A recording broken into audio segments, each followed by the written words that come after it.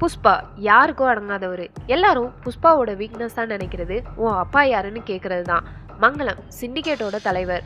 லோக்கல்ல வெட்டுற செம்மரக்கட்டையெல்லாம் சிண்டிகேட்ல தான் கொடுக்கணும், அதான் ரூல். மங்களம் மற்ற ஸ்டேட்ல சேல் பண்ணுவாரு. கொண்டாரெட்டி லோக்கல்ல மரம் வெட்டுற வியாபாரி. இவருக்கு 2 தம்பி.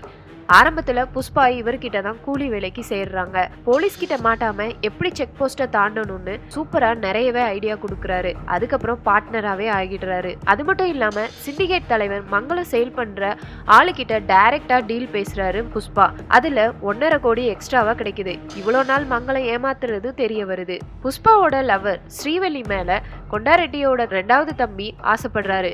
அதுல புஷ்பா அவரை ரொம்பவே அடிச்சிடுறாரு. இது கொண்டாரெட்டிக்கு தெரிய வர புஷ்பாவை கொல்லணும்னு பிளான் பண்றாங்க.